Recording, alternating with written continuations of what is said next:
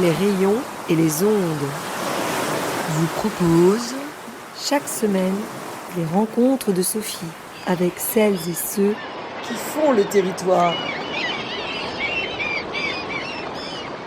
Bonjour à toutes et à tous. Aujourd'hui, pour les rencontres de Sophie, nous sommes avec Aurélie Jouet, animatrice du SAGE, schéma d'aménagement et de gestion des eaux, du bassin de la Cé et des côtiers Grand-Villais. Bonjour Aurélie. Bonjour. Alors vous travaillez pour le territoire justement, mais vous personnellement, quel est votre lien avec le territoire ? Alors moi je suis née dans le Sud-Manche, j'y ai grandi jusqu'au lycée. Ensuite je suis partie faire mes études à Caen, je suis partie à l'étranger, je suis partie en Angleterre, je suis partie à Montpellier et finalement j'y suis revenue. Quelle formation vous a amené à ce travail sur l'eau ? Vous avez un intérêt particulier pour l'eau ? Alors c'est vrai que moi j'ai toujours grandi à la campagne et j'ai fait des études dans le domaine de l'environnement. J'ai commencé par la biologie et c'est vrai que ce lien entre l'environnement et l'agriculture sur le territoire, enfin c'est l'agriculture qui fait nos paysages et c'est quelque chose qui m'a toujours vraiment eu à cœur de faire en sorte que ce lien perdure. Et donc j'ai fait un DVSS en aménagement du territoire. Et c'est ça qui m'a amenée à réfléchir, à travailler à l'échelle du bassin versant sur la gestion de l'eau et du lien entre l'eau, l'aménagement du territoire, l'agriculture et ses habitants. Et c'est une question qui est devenue... Enfin, vous, quand vous avez commencé, c'était peut-être une question moins connue, moins courante que maintenant, que ça se pose de plus en plus, non ? Quand j'ai commencé à être animatrice du SAGE, donc le schéma d'aménagement et de gestion des eaux, on n'était pas très très nombreux. Et c'est une politique qui découle de la loi sur l'eau de 1992 et qui a vraiment pris son ampleur dans les années 2000. Et finalement, le SAGE de la Cé des côtiers Grand-Villers, c'est un peu le dernier sur le territoire, puisqu'il y a d'autres SAGEs qui se sont développés. Et avant d'arriver sur le bassin de la Cé, j'ai travaillé sur le bassin de la Célune. Donc je suis arrivée pour l'élaboration du SAGE de la Célune. Ah oui, donc en fait, il a été créé après... Oui. Ils n'ont pas été créés tous ensemble en même temps. En fait, ça dépend de l'organisation et des volontés politiques de mettre en place un outil pour la gestion de l'eau. Alors justement, puisque vous parlez de politique, le territoire du Sud-Manche, alors au sens un peu large, il est connu pour être lié à 3 fleuves qui finissent dans la baie du Mont-Saint-Michel, la Cé, la Célune et le Couesnon. Et je crois qu'il y a un rapport avec les sages, justement, les schémas.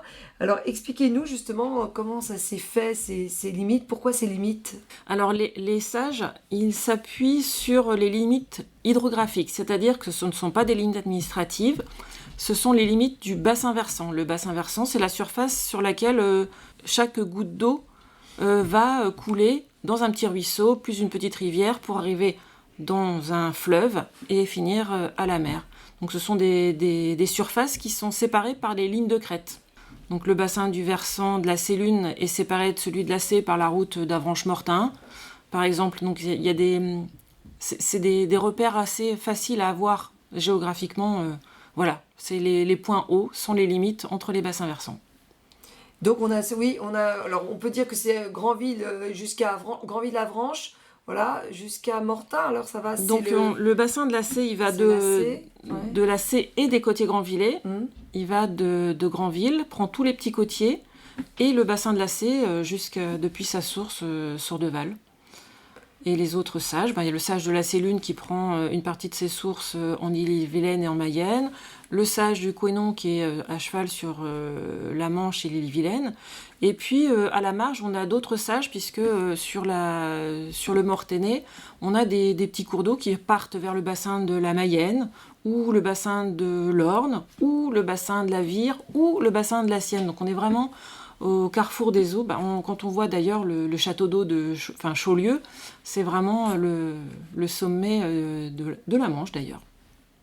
Donc en fait, on voit que là, il y a des frontières géographiques et hydrauliques qui ne sont pas les frontières politiques, complètement administratives. Et c'est ça qui est un petit peu compliqué dans cette opération, c'est qu'on doit faire travailler ensemble des gens qui n'ont pas l'habitude de travailler ensemble, parce que les réseaux s'organisent à l'échelle des communes, puis des EPCI. Et on dépasse les EPCI, mais on ne prend pas non plus tous les EPCI.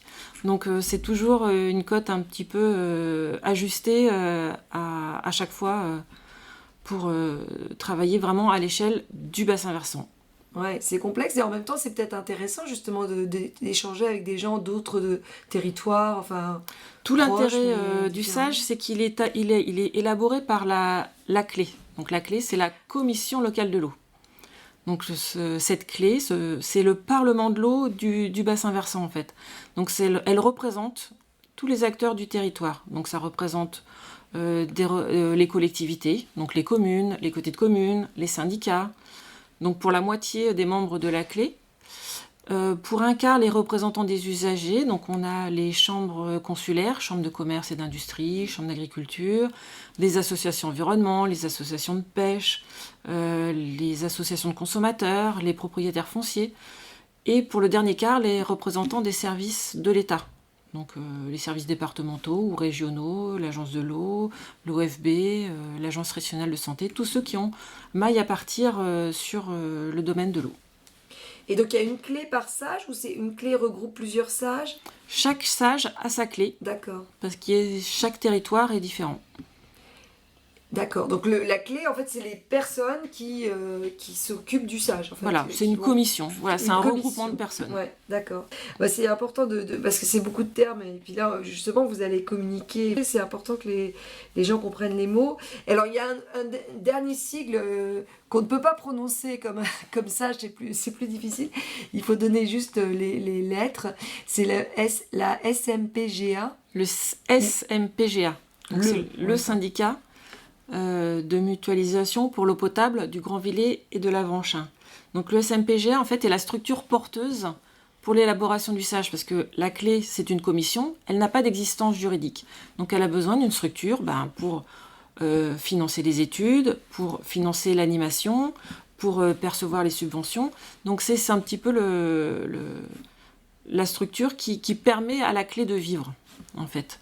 Et donc ce SMPGA c'est un producteur d'eau donc qui est plutôt sur la partie ouest du bassin versant, mais qui associe les autres producteurs du bassin versant. Donc tous les producteurs d'eau, le SDO, le syndicat de Saint-Pois, le syndicat de la Épinel, la commune de la Épinel, participent à la compétence SAGE qu'a pris le SMPGA pour pouvoir vraiment être sur l'ensemble du bassin versant de la C et des côtiers Grand-Villers. Voilà, donc là, nous, on se voit, on est sur le lieu, donc à tire-pied, c'est le siège de... C'est l'antenne sud du SMPGA. Donc le siège, il est à Saint-Père, mais comme il y a une partie du territoire qui est plus partie sur le sud, donc il y a une antenne ici pour accueillir la clientèle, en fait. D'accord. Alors, vous accueillez qui, justement ? Eh bien, tous les habitants qui veulent ouvrir un compteur, ouvrir l'eau, fermer l'eau... Donc c'est tout. Pour avoir de l'eau, il faut avoir un contrat avec le distributeur. Pourquoi faut-il un SAGE et pourquoi ces organisations ? Donc vous avez rappelé que ça datait de 1992. Et pourquoi on a eu l'idée de créer ça ? Alors le SAGE, c'est un outil pour organiser la gestion de l'eau sur un bassin versant. Donc les premiers SAGE, ils se sont construits sur des territoires où il y avait des problèmes. Donc... si on a mis aussi longtemps à démarrer le SAGE de la C côté Grand-Villers, c'est que finalement la situation ne semblait pas alarmante et puis on se dit oh ça peut attendre et puis il a fallu aussi trouver l'organisation pour mettre en place la structure porteuse du SAGE aussi.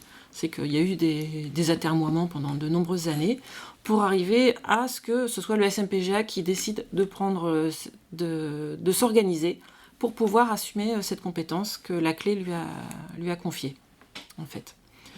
Donc le SAGE, c'est un outil sur notre territoire qui va plutôt être en anticipation de problèmes à venir, parce que jusqu'à présent, on va dire que ça va. Et là où on s'inquiète un peu, c'est est-ce que ça va durer ?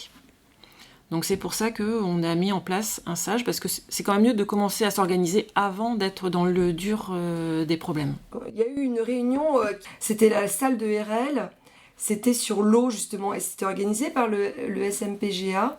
Oui, alors le Le SMPGA est engagé depuis longtemps sur la gestion de la ressource en eau et de l'évolution qui se profile avec le dérèglement climatique. Et l'objet était je crois que c'était Granville-Terre-Mer aussi qui est très engagé là-dessus, sur sensibiliser le public à la gestion de l'eau, en particulier dans une région où jusqu'à présent on n'en a pas manqué, et où on n'a pas pris les habitudes encore de rationnement, de partage de l'eau en fait.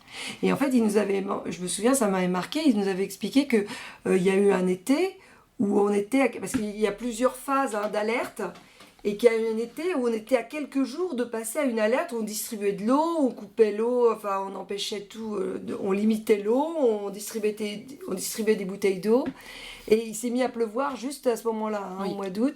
Mais donc c'est là qu'on a commencé à s'alerter, à se dire qu'on commençait à évoluer. Oui, 2022, c'était l'année où on a vraiment pris conscience de la fragilité de notre système d'approvisionnement et de distribution de l'eau potable.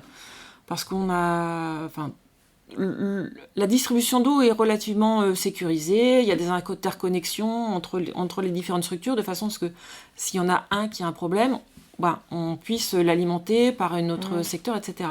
Sauf que là, quand il ne pleut pas pendant des mois, personne n'a d'eau à partager avec personne. Donc on était vraiment aux limites de ce qu'on était en capacité de faire. Donc il faut vraiment maintenant se poser la question de à quoi est utilisée notre eau potable.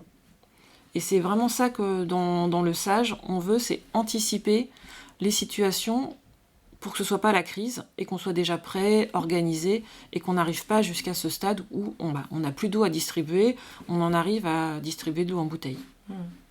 Et puis, comme vous le disiez tout à l'heure, c'est vraiment ce qui est intéressant à la campagne, c'est cette union entre différentes choses et l'agriculture qui est importante, etc. Mais il ne faut pas que les gens se retrouvent en rivalité entre justement l'eau pour l'agriculture, l'eau pour boire, l'eau pour autre chose, le plaisir, ou je sais pas, le loisir. Enfin, c'est quoi les différents d'ailleurs Alors, c'est tout l'intérêt de la démarche SAGE, c'est qu'on commence par faire un état des lieux. On regarde quelle est la situation actuelle. C'est un peu la photo du territoire. Après, on pose le diagnostic. Mais comment est-ce qu'on en est arrivé là ? Donc, on regarde le passé. Quel est le lien entre l'évolution de l'occupation du sol, l'évolution de l'agriculture, l'évolution de la population et l'évolution de la qualité d'eau, de la qualité des milieux. Parce qu'il y a la quantité et il y a la qualité aussi. Tout à fait. C'est-à-dire que globalement, si je peux faire juste un tout petit résumé, la situation elle est relativement bonne sur le territoire parce qu'on est un certain équilibre finalement entre l'organisation agricole du territoire qui est tournée plutôt vers l'élevage, dans un territoire qui est favorable à la pousse de l'herbe, où on a encore pas mal d'élevage à l'herbe. Donc ce qui fait qu'on a un territoire qui est encore vert, très bocagé, par rapport à d'autres territoires qui le sont moins, et finalement une qualité d'eau qui est relativement correcte sur les nitrates, sur le phosphore, ça va. C'est juste que, est-ce que ça va durer ? Parce que on voit l'évolution, donc on a regardé aussi l'évolution de la population, l'évolution de l'agriculture. Si on regarde le passé et qu'on essaye de prolonger ces tendances du passé à faire un scénario tendanciel, là, on commence à se dire ça va peut-être pas passer parce qu'on a une population qui grandit plutôt sur la façade littorale et relativement moins sur la partie, on va dire, terrestre, sur la partie bassin de Lacé, alors que c'est là que sont nos ressources, en fait. Il faut dire qu'il pleut 2 fois plus à Sourdeval qu'il ne pleut à Granville. Donc forcément, on a des pluviométries qui sont différentes, qui amènent des agricultures qui sont différentes, des paysages qui sont différents et des usages qui sont différents. Et donc on voit aussi que l'agriculture, elle évolue de son côté. Donc on voit bien l'agrandissement des élevages, on voit qu'il y a de moins en moins d'éleveurs en fait. Et ce renouvellement des générations qui a du mal à se faire, il nous interroge sur mais comment ça va se passer alors ? Si on a moins d'éleveurs, on aura plus de culture. Si on a plus de culture, on aura moins de haies. Quel impact ça va avoir sur nos ressources? Et on craint qu'on aille vers une dégradation à la fois en termes de qualité, avec plus de matière en suspension, peut-être plus de produits phyto, et en termes de quantité, c'est-à-dire qu'on aura des sols qui retiendront moins l'eau. Et ça, au niveau administratif et même associatif, je sais qu'il y a des associations. Les haies, ça, c'est quelque chose qu'on essaie de développer. Hein, Alors, il faut bien voir que notre paysage, il dépend des... Allez, les agriculteurs, c'est quoi? 5-6% de la population, et c'est eux qui fabriquent tout notre paysage, en fait. Donc, Et qui nous nourrissent aussi, essentiellement. Essentiellement qui nous nourrissent. Mais c'est vrai que c'est un sujet qui est un peu épineux. Oui. Parce que la haie, tout le monde y est très attaché, mais l'agriculteur, pas forcément. Et encore, nous, on a gardé un petit peu par rapport à des paysages avec le remembrement. Là, il y a un livre extraordinaire là, des champs de bataille là, sur le remembrement. On découvre, c'est assez terrible, en Bretagne notamment. Mais chez nous, j'ai l'impression qu'on a été, même s'il y en a eu du remembrement, mais on a été un peu protégés quand même. On a gardé un peu de bocage. Oui, il y en a eu, mais pas tant que ça par ici. Et c'est ce qui fait que... c'est ce qui fait que quand on est dans le secteur du Mortainais, on a l'impression d'être... je ne sais pas où on est d'ailleurs, mais c'est très fermé, c'est très vert, il y a des chemins creux. Il y a quelque chose qui a une qualité paysagère qu'on n'a pas sur le secteur de Pontorson, où les secteurs sont beaucoup plus plats, plus ouverts. Ça donne des paysages qui sont très, très, très différents. Et oui, c'est l'agriculture c'est de l'agriculture dont dépendent nos paysages. Donc, quand on est habitant, on est très attaché à la haie. Quand on est agriculteur, on aimerait bien en tirer un bénéfice, parce qu'en plus, on n'a pas le temps de s'en occuper de la haie. Et en plus, quand on a mécanisé les cultures, on ne peut pas se permettre d'avoir des champs avec des coins partout. C'est vrai, c'est plus facile d'avoir des champs rectangulaires pour pouvoir travailler le sol. Et puis vous parliez de l'aménagement du territoire qui est différent, de l'habitation. Et puis il y a aussi, en lisant, d'ailleurs vous avez fait il y a un très beau dossier, c'est vous qui l'avez créé, de concertation pour donner... Donc on va parler des réunions qui vont être faites. Et dans ce dossier, vous montrez bien que c'est au moment... Enfin c'est vrai que si on réfléchit, c'est un peu évident. Mais c'est au moment où il y a le plus de monde l'été qu'il y a moins d'eau aussi. Alors, il faut savoir que l'eau qu'on utilise pour fabriquer l'eau potable, elle vient essentiellement de cours d'eau. Donc, ce qu'on appelle les eaux de surface. Donc, principalement, c'est le Tard, la Braise, le Glanon. Et ces cours d'eau, en fait, comme tous les cours d'eau, il y a moins d'eau l'été, puisqu'il pleut moins. Donc, on a une ressource qui diminue l'été au moment où on en a le plus besoin, au moment où il fait le plus chaud, au moment où les touristes viennent et au moment où les animaux qui boivent ont soif. Donc ça fait beaucoup de tension sur la ressource. Parce que les animaux, oui, comme nous en fait, parce qu'ils ont chaud. Ils ont chaud, ils ont chaud, ils ont soif. Donc le bétail, c'est autant d'eau que toute la population du bassin versant. Donc voilà, à un moment... Et la population, elle se multiplie complètement entre l'hiver et l'été, non C'est surtout sur le littoral qu'on voit cette pointe de consommation, en fait. On voit vraiment qu'il y a plus de demandes. Et cette période d'été, en fait, l'été, ce n'est plus que l'été. L'été, ça commence au mois de juin, ça finit au mois de septembre, ça commence les grands week-ends du mois de mai. En fait, on n'a pas plus de population, mais on a une plus longue occupation des résidences secondaires. Et donc, ça nous fait des moments où on a besoin de plus d'eau, en fait. Donc, vous disiez, c'est anticiper pour essayer de voir les besoins et comment on peut gérer ça et pour pas se battre et arriver dans des situations... Alors, il y a l'aspect quantitatif, effectivement, on a besoin de mieux connaître nos ressources parce qu'on dit qu'on a peu de ressources souterraines, mais malgré tout, on en a. Je veux dire, tous les agriculteurs, ils ont un forage, donc ils prennent dans les eaux souterraines, mais qu'on connaît mal. On connaît mal leurs besoins. On connaît très bien ce qui touche à l'eau potable, parce que c'est l'information publique, mais tous les autres usagers, on les connaît relativement mal. Et puis, il ne faut pas oublier aussi que toute cette eau douce, elle finit dans la mer, et on a en face des activités conchylicoles qui ont besoin d'eau douce aussi l'été. Et puis, il suffit pas d'avoir de l'eau, il faut qu'elle soit de bonne qualité. C'est-à-dire qu'on a des baignades aussi qui ont besoin d'une eau de qualité. On a des habitats... on a un territoire qui est reconnu pour la qualité patrimoniale des paysages, certes, mais aussi de toutes les espèces de poissons migrateurs. On a des saumons, des lamproies, des anguilles qui fréquentent nos cours d'eau, donc qui grandissent, il y a des échanges entre la mer et la terre. On dit que les saumons diminuent, c'est vrai là? Oui, là, les populations de saumons sont en train de s'effondrer, c'est pour ça que cette année la pêche est fermée. Fermée pour les saumons? Oui. Et donc les saumons qui se reproduisent dans nos rivières, on fait le maximum pour faciliter et pour maximiser leur reproduction. Donc dans les cours d'eau, on essaye de s'assurer que les frayères ne sont pas colmatées par toutes les matières en suspension qui sont liées à l'érosion du sol. Donc il y a un lien entre l'agriculture, l'érosion, les saumons, les poissons, les rivières, tout est lié. Et donc on a besoin de cette qualité aussi dans nos ressources, nos petits captages souterrains. Donc on a aussi besoin que l'eau qui nous approvisionne soit de bonne qualité pour nous et pour tous les petits habitants de l'eau. C'est joli votre expression, les petits habitants de l'eau. Donc on prend plus en compte aussi la biodiversité, pas que l'humain. Enfin, voilà, on sait que maintenant on sait qu'on doit vivre avec tout le monde et que c'est mieux de... On doit vivre avec eux, mais on a besoin d'eux pour vivre surtout. Aussi, oui.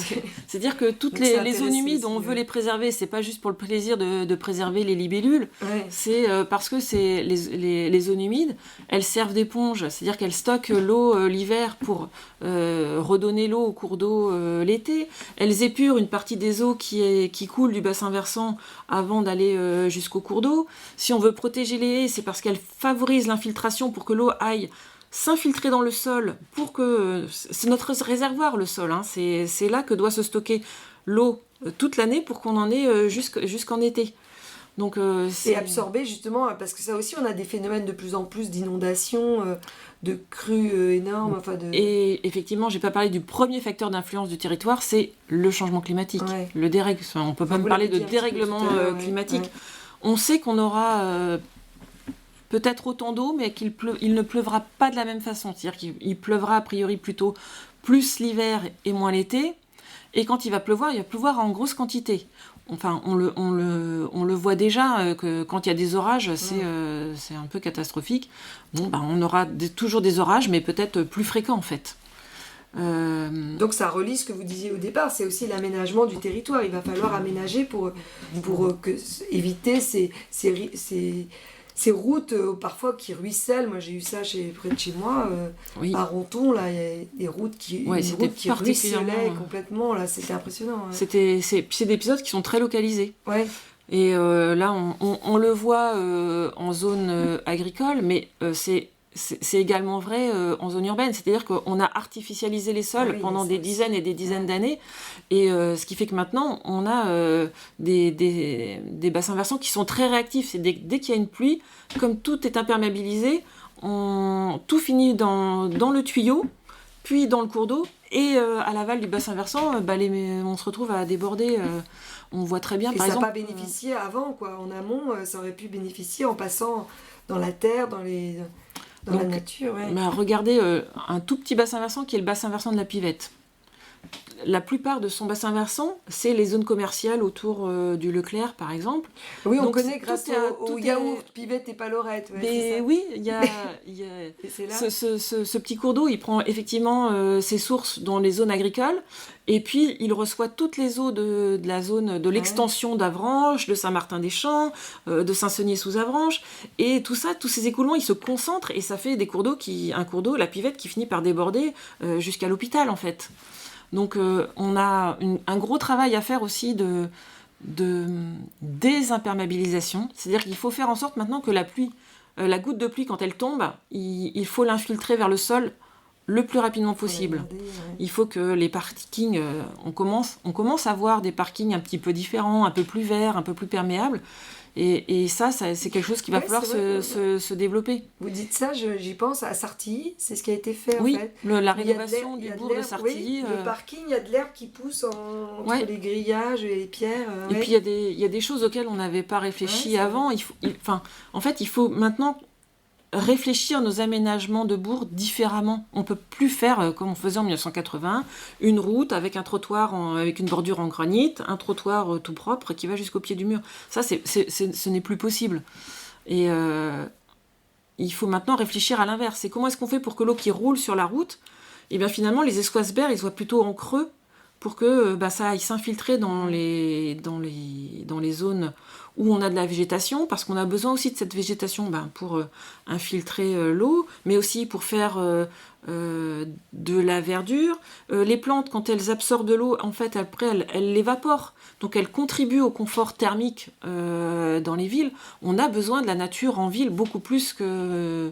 Et ça limite le réchauffement climatique aussi, les arbres. C'est ça, ça contribue vraiment à la gestion de l'eau et à la gestion de la température. On voit bien ce qu'on appelle les îlots de chaleur. Maintenant, il faut faire des îlots de fraîcheur pour pouvoir que ce soit vivable en ville. On parle d'arbres éponges. Il y a même des villes où ils font ça. Ils font venir l'eau. Oui. On éponge. Ils appellent ça les arbres de pluie. En fait, on fait des tranchées drainantes. Plutôt que les arbres ils soient corsetés avec du bitume jusqu'aux pieds, on rouvre toute la route, on fait une tranchée pour que le sol puisse recevoir les eaux pluviales. Donc ça permet d'arroser les arbres et il réinfiltre et il évapore. Donc on voit bien que en fait vous c'est très intéressant parce que c'est un tout, c'est à la fois étudier, mieux connaître et puis proposer des solutions, c'est ça. Oui. Et là donc justement on se voit parce que en plus, ça faisait longtemps qu'on devait se voir, mais en plus vous organisez une consultation des citoyens pendant tout le mois donc vous avez commencé en avril et là en mai. Alors, parlez-nous de ça. Pourquoi consulter les gens et qu'est-ce qu'on va leur demander ? Alors, la concertation préalable, elle arrive à un moment où la commission locale de l'eau a établi une stratégie. Voilà, on a vu quelle était la situation actuelle. On a vu, si on ne fait rien, qu'est-ce qui va se passer ? Et on va essayer de faire en sorte que ça se passe bien. Donc, on a déjà écrit une stratégie d'adaptation au changement climatique en 7 axes. Et ce qu'on souhaite, c'est que... s'assurer auprès du public qu'on va dans le bon sens en fait. Est-ce que ce à quoi on a pensé, est-ce qu'on a pensé à tout ? Parce que peut-être on a oublié des choses, on a oublié des sujets. Est-ce que les idées auxquelles on pense, elles vous paraissent bonnes ou pas bonnes ? Et puis aussi le SAGE, c'est un document, il faut bien le rappeler, qui peut avoir une portée réglementaire. C'est-à-dire que le SAGE il est composé de 2 documents. Il s'impose particulièrement aux collectivités, donc à toutes les politiques publiques du territoire. Et il y a un règlement qui peut s'appliquer à tous les projets, donc à tout à chacun. Donc ce qui est important, c'est de bien doser le côté réglementaire du SAGE. C'est jusqu'où est-ce qu'on veut aller sur ce volet réglementaire. Qu'est-ce qu'on veut réglementer fortement, pas trop fortement ou pas du tout, et qu'est-ce qu'on veut accompagner. Parce que voilà, on sait qu'on veut atteindre des objectifs, on veut s'assurer on veut par exemple désimperméabiliser la ville, on veut infiltrer l'eau.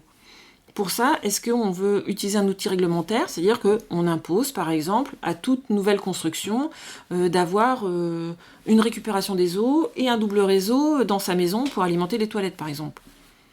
Ou est-ce qu'on veut juste que ce soit inscrit dans le document d'urbanisme ?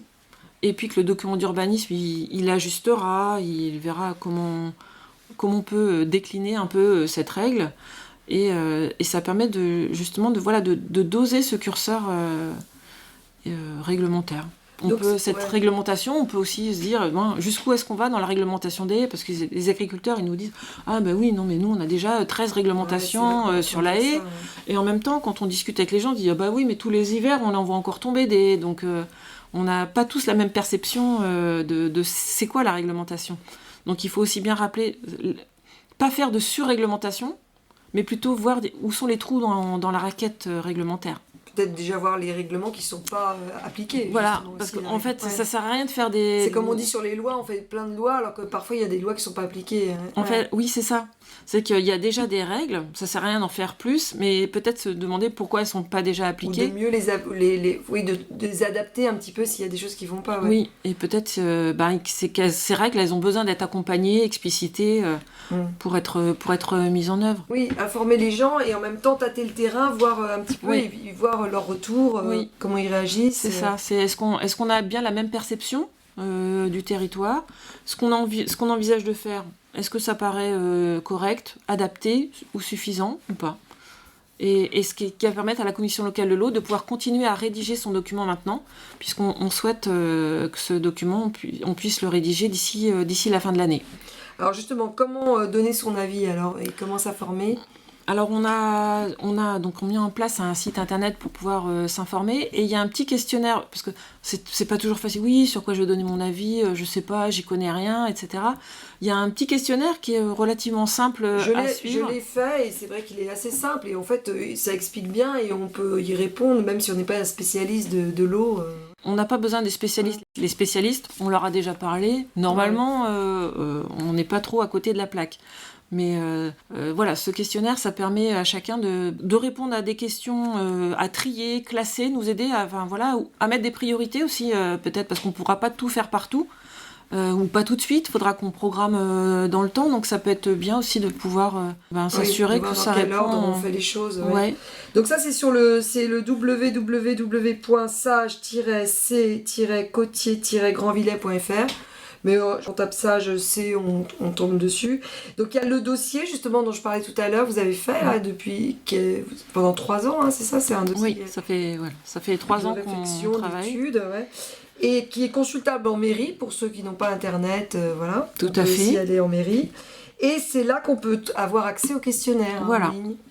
Et puis sinon, donc il y a des réunions, c'est intéressant aussi de discuter en direct avec les gens. Alors je suis, donc pour les gens on a 3 réunions grand public qui sont organisées, donc il y en a 2 qui sont déjà passées, il en reste une, la prochaine qui sera à Julouville le 15 mai à 18h, donc j'invite tout le monde à venir s'informer, échanger, discuter. C'est un jeudi 15 mai, oui, à Salle des Miels à Julouville. Voilà. Et pour ceux qui sont loin de l'informatique, qui sont loin des réunions publiques, je suis sur les marchés de la côte encore, voilà, de Carole, Julouville, Saint-Père et Granville.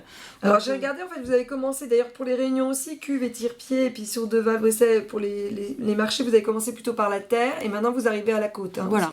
Il y a un ordre géographique. Et donc on peut donner je vais donner les dates, je les avais remarquées. Jeudi 8 mai, Carole. Donc c'est sur les marchés en fait réguliers de la semaine. Donc le jeudi c'est à Carole, vendredi 9 mai Julouville, le samedi 10 mai à Granville et le jeudi 15 mai à Saint-Père. Ça sera le dernier marché. Hein. C'est ça. Et ça sera le jour justement de la réunion publique à Julouville. Tout à fait. Et le questionnaire restera accessible jusqu'au 31 mai, qui est la date de fermeture officielle de la concertation. Et alors, vos engagements, après, donc vous le disiez un petit peu, c'est de tenir compte, de faire un échéancier, Bon, évidemment, vous ne pourrez pas contenter tout le monde, mais au moins, vous pourrez vous adapter vraiment aux remarques des gens. Alors, la Commission nationale du débat public nous accompagne aussi sur cette concertation. Donc, eux aussi feront un bilan de la concertation. Eux, leur travail, c'est de s'assurer qu'on a bien mis en œuvre tous les moyens nécessaires pour aller chercher tout le public. Et derrière, donc, la Commission locale de l'eau va répondre à toutes les interrogations. On ne va pas forcément répondre favorablement à tout, mais en tout cas, on doit expliquer et justifier pourquoi on retient certaines remarques. Surveiller dans votre démarche. Ouais. En tout cas, si on demande l'avis du public, c'est pour en tenir compte, ou au moins pouvoir justifier que c'est parce que ça relève pas du sage. Parce que voilà, quand je vais sur les marchés, franchement, les gens me parlent de tout. Hein, Donc il va falloir expliquer que vous ne pouvez pas tout faire non plus. Il y a des réunions aussi pour les collectivités, les élus, quoi. C'est ça, alors la prochaine, c'est avec les élus du territoire de Granville-Terre-et-Mar, mardi prochain, le 29 avril. aussi parce que... Alors pourquoi les élus ? Parce que finalement, le SAGE, il s'adresse directement aux collectivités via leur politique publique. Donc c'est important qu'eux comprennent en quoi le SAGE va les impacter dans leur commune ou dans leur comité de commune. Parce qu'on va venir impacter la politique de l'urbanisme, la gestion de l'eau potable, la gestion de l'assainissement, la gestion des milieux aquatiques. Donc tout ça, ce sont déjà des politiques publiques qui sont plus ou moins engagées. Donc on ne va pas inventer des nouvelles choses, mais peut-être orienter, prioriser ce que font les collectivités. Et puis c'est aussi d'attendre... ce que eux, sur quoi ils sont inquiets. Ouais, c'est un échange en aussi, fait. voilà.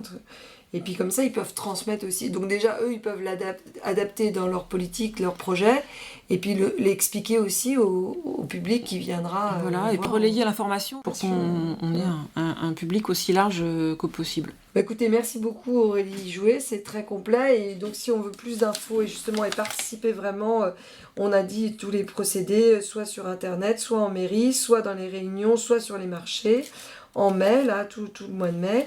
Et puis alors, donc, pour se quitter, un choix musical. Alors moi j'ai choisi la chanson Don't Worry, Be Happy. Comme ça donne la pêche et du courage et de l'espoir. Merci beaucoup Aurélie. Merci.